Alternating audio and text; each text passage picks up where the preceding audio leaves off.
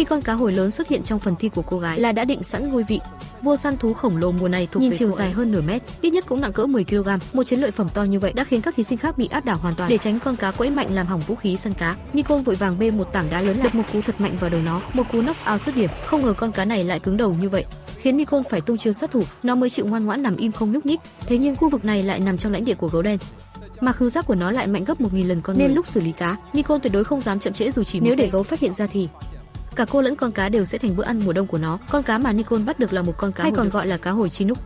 Phần răng nhọn phía là đặc điểm nhận biết cá đực và cá non. Mỗi mùa sinh sản, chúng sẽ ngược dòng về để tìm bạn đời. Nó tưởng với thân hình vạm vỡ năm nay có thể trở thành vua cá hồi của khu vực, nào ngờ lại bại dưới tay Nicole vì một cái váy hoa. Giờ thì xong rồi, mấy năm trời dày công luyện cơ bắp bị lấy hết, ngay cả vũ khí tác chiến cũng không còn. Có lẽ đây chính là đa tình thường mang nỗi hận sâu. Nicole vừa xử lý cá vừa liên tục để ý xung quanh xem có gấu đen hay không, sợ đằng sau bỗng xuất hiện một cái bóng đen to lớn. May là suốt quá trình làm cá không có chuyện gì xảy ra, không nói nhiều cũng không vòng vo, phải mang cá về trại để nấu ngay. Chậm một giây là thiếu tôn trọng với thịt cá rồi. Phần lớn được xông khói bằng gỗ tuyết tùng, như vậy thịt cá sẽ thấm mùi gỗ nhẹ nhàng và hấp dẫn hơn. Phần còn lại đem chiên trong chảo, cho vàng giòn hai mặt, chỉ trong 25 phút ngắn ngủi. Một bữa cá tươi ngon thơm nức đã hoàn tất. Cắn một miếng thôi, trời ơi tuyệt quá!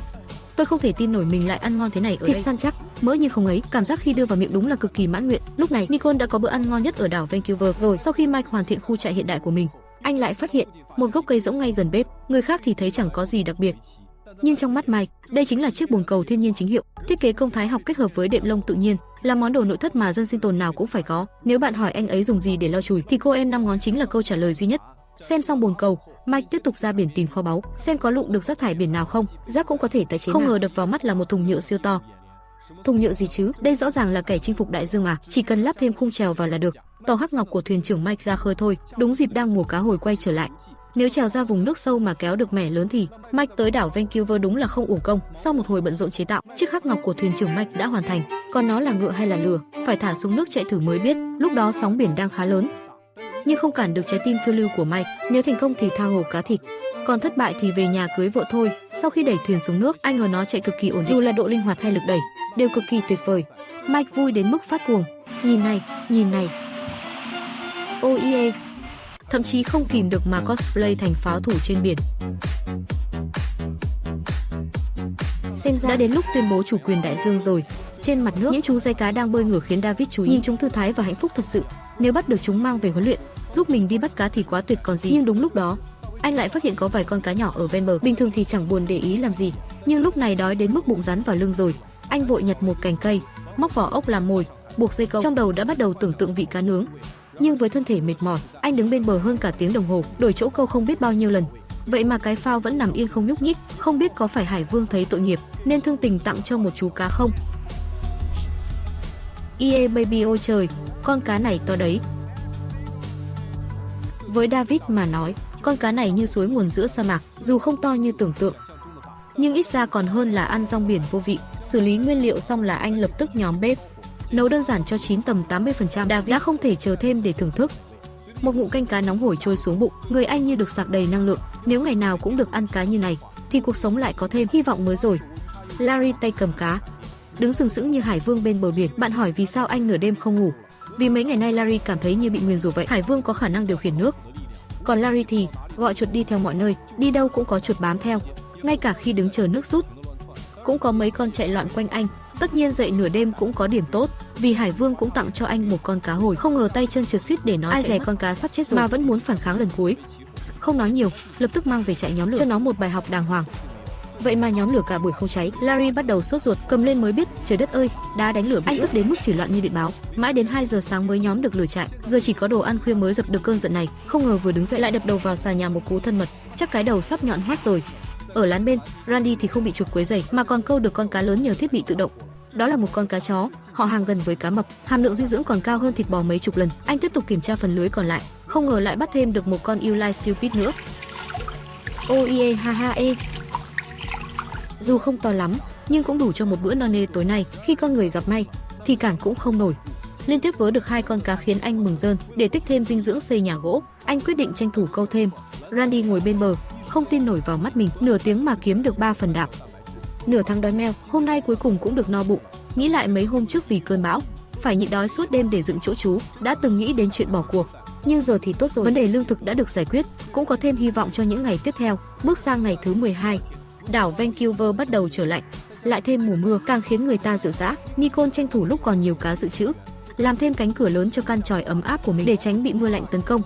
Đầu tiên là làm khung cửa gỗ, kích thước vừa khít với cửa ra vào. Sau đó lắp từng thanh gỗ dài ngắn lên khung rồi xếp lại đều nhau, cuối cùng dùng dây buộc chặt tất cả lại. Một cánh cửa gỗ chắc chắn ra đời, phần tường còn lại được bịt kín bằng nhánh cây tuyết tùng. Cách này giúp giữ ấm và chống mưa hiệu quả. Nhưng chưa kịp vui mừng, trời đã chuyển từ nắng sang u ám, gió giật mạnh khắp hòn đảo. Vốn định tranh thủ lúc mưa đi kiểm tra lưới cá, nào ngờ chỗ đặt lưới đã bị nước nhấn chìm hoàn toàn. Muốn cứu cũng chẳng kịp, chỉ còn biết cầu trời lúc nước rút vớt được vài con cá lớn, nhưng tuyết lở không bao giờ chỉ là lỗi của một bông tuyết. Bên phía David cũng đang hứng chịu cơn bão dữ dội. Sóng lớn liên tục đánh vào bãi đá, chỉ trong chớp mắt, bãi biển của David cùng gian bếp đã bị nhấn chìm, những dụng cụ nấu ăn yêu quý bị cuốn trôi, mới thấy sức mạnh thiên nhiên thật quá đáng sợ.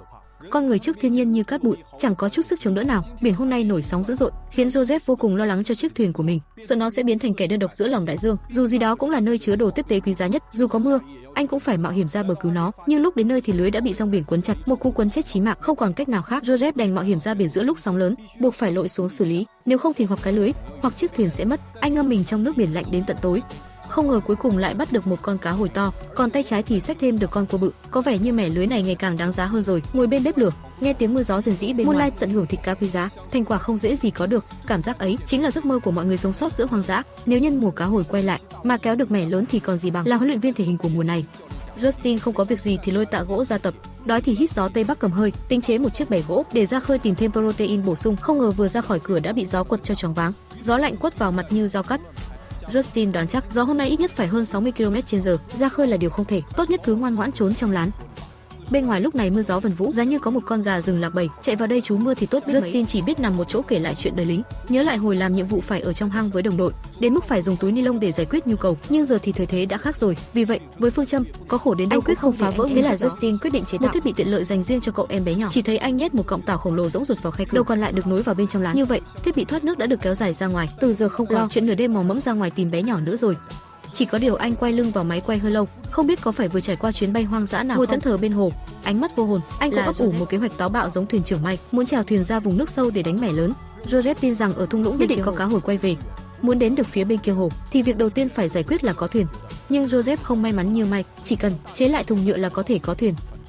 Anh đành phải tự tay chế tạo thuyền từ gỗ. Thời gian qua anh đã tích cực thu gom dây thừng, chính là để chuẩn bị cho ngày hôm nay. Giờ chỉ cần dựng khung thuyền, bọc vật liệu chống nước là có thể vượt biển lớn. Nếu bắt được một mẻ đậm tay dịp này thì gần như chắc suất vào chung kết, nhưng có lẽ do quá tập trung hoặc do vật liệu bỗng nghe rắc một tiếng, khung bên dưới đột ngột gãy ngang. Joseph chỉ biết kêu trời, nhưng thời gian không cho phép anh nản lòng. Nếu lỡ dịp cá hồi quay trở lại, chẳng khác nào tự tay dâng giải thưởng triệu đô cho người khác. Larry, người đang phát điên vì chuột những ngày gần đây, hầu như không được ngủ ngon giấc nào mỗi đêm. Khu cắm trại xung quanh toàn là cây đổ, rừng rậm bao kín như bị phong tỏa, tâm lý của anh cũng dần sụp đổ theo.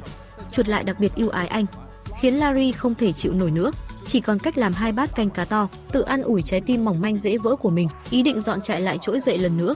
Đây là lần thứ 4 Larry phải chuyển trại ở đảo Vancouver. Anh bắt đầu thu dọn đồ đạc, anh cắm cúi rời trại, không ngoái đầu lại, chuẩn bị đến đầu bên kia của đảo xem xét tình hình. Thế nhưng bụi rậm dày đặc khiến Larry đi lại cực kỳ khó khăn, cộng thêm ba lô nặng tới 50 kg trên lưng, chưa đi được bao xa, đầu gối đã bắt đầu nhức mỏi, và điều này cũng gieo mầm cho rắc rối sau này. Cứ cầu nhau suốt quãng đường suốt 2 tiếng rưỡi, cuối cùng anh cũng nghe thấy tiếng sóng biển thân quen, khiến Larry xúc động suýt rơi nước mắt.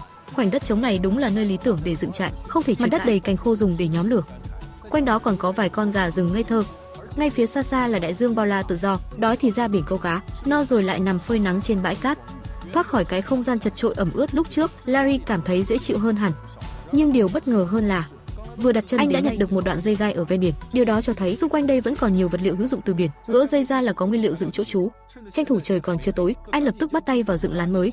Vẫn là kiểu lều chữ A quen thuộc mà anh yêu thích, thoát khỏi vương quốc chuột trước kia.